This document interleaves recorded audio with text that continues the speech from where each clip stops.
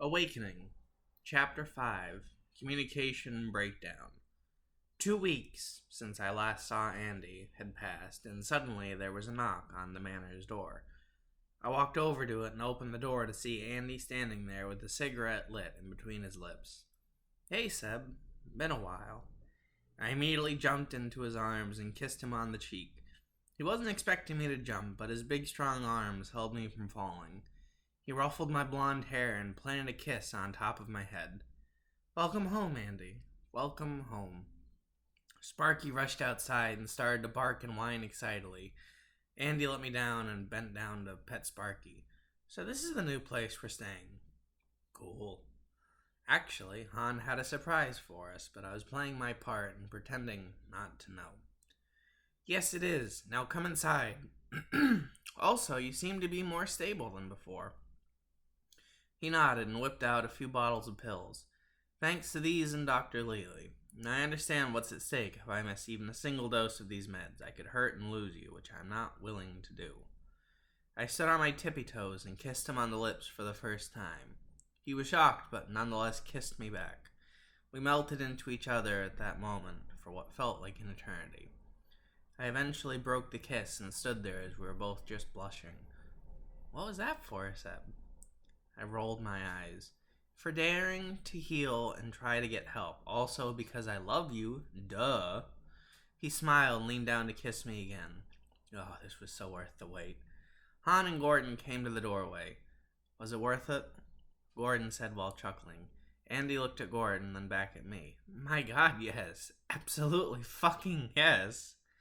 Han brought a joint for each of us and also a bottle of bourbon. "Shall we celebrate?" I nodded. Gordon smiled, and Andy looked somewhat sad. "I can't drink anymore. It affects my meds.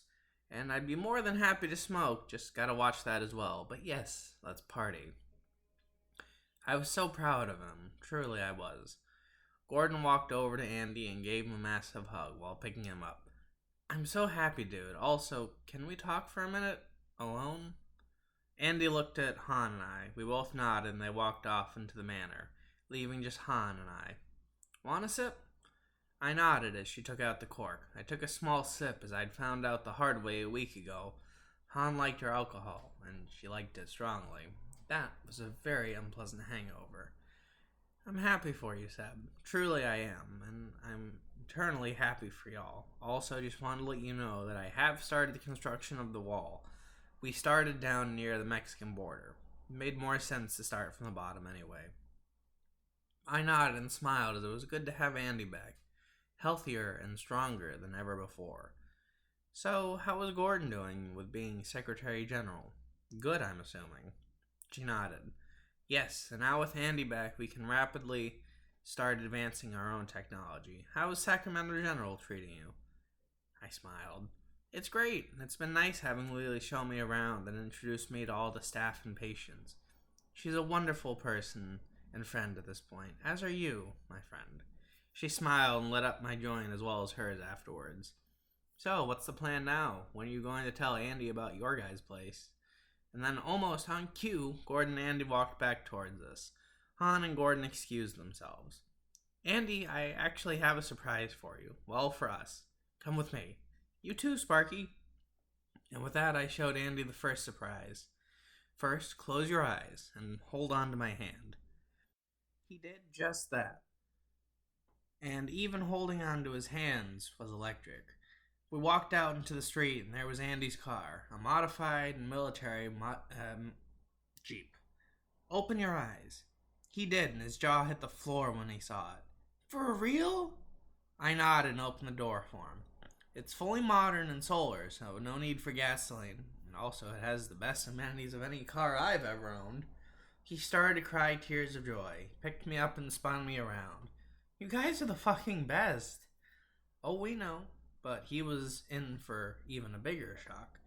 "Well, Andy, I don't know about you, but I did some searching in Californian real estate, and I might have found us a place just for us. Get in the passenger seat." He didn't realize what I'd said at first. "Wait, what?" I smiled ear to ear. He tossed me the keys and opened the back door for Sparky, who hopped aboard. As did we, and then we were off. I turned on the radio, and Mexican Radio by Wall of Voodoo came on. Andy swayed to the music and even started to sing along. Hell, we both did, as this song was a cheesy 80s hit. It was quintessential classic dad rock. I'm on a Mexican radio. I'm on a Mexican radio. I burst out laughing as this song was so goddamn stupid. I turned the volume up so the whole world could hear. Andy held my right hand as my left steered the Jeep towards home. He squeezed it, and I saw him just staring at me with the wind whipping in the breeze from the open window. So, was it like a nice studio or a quaint one-bedroom? Fuck, I'm so excited to find out. He would be shocked as I had Han pull a few strings. We crested the top of a hill as the houses became more and more sparse. Andy watched in confusion as we pulled up to the nicest house I'd ever seen. It was an old Victorian-style house from 1876 and it had a wraparound porch. The paint was a calming blend of lilac and lavender. The glassy windows were the best version of the old-timey bubble glass. It had massive rolling fields on either side and a garden just waiting for the both of us. You're shitting me, right? I shook my head. No, I'm not. I wanted a nice spot to settle down and possibly raise a family if you'd be interested. He whipped his head around. Are you serious? I nodded and popped out a box with 2 gold and silver rings. If you wanted to, and I know you well enough to know you'd more than likely want the gold one, am I right? He smiled while nodding his head. You really went all out for me, didn't you? I did. Yes, and you know why? Because I knew you were working on yourself, so we both have given each other something important. Andy looked at me with nothing but softness and love in his eyes. How did I ever get so incredibly lucky?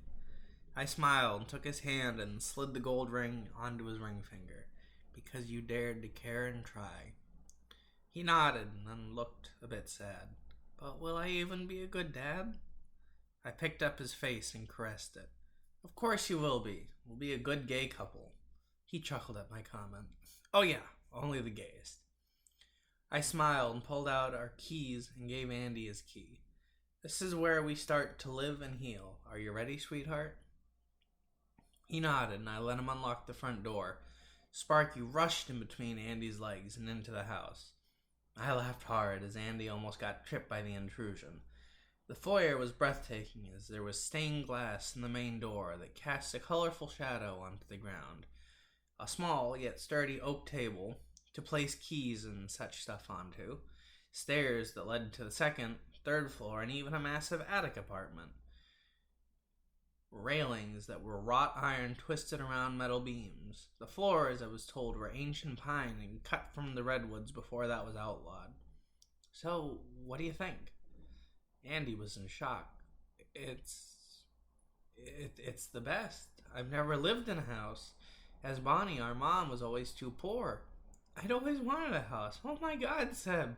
You can't possibly know how much I've wanted this. It's a fucking dream come true. Wait until he sees the kitchen. I led him by his hand to it. There was a gas stove with 7 burners on top and a large red refrigerator. The kitchen floor was made of white and gray tiles. The hickory cabinets were filled with every conceivable spice and herb known to mankind, and it just smelled like something was constantly being baked or cooked. This is just... wow. I mean, you didn't need to do all this. There was his self-doubt and self-esteem talking. Of course I did. Gordon told me about your guy's past, and he wants to be an uncle really badly. I poked Andy's chest and he immediately got the hint.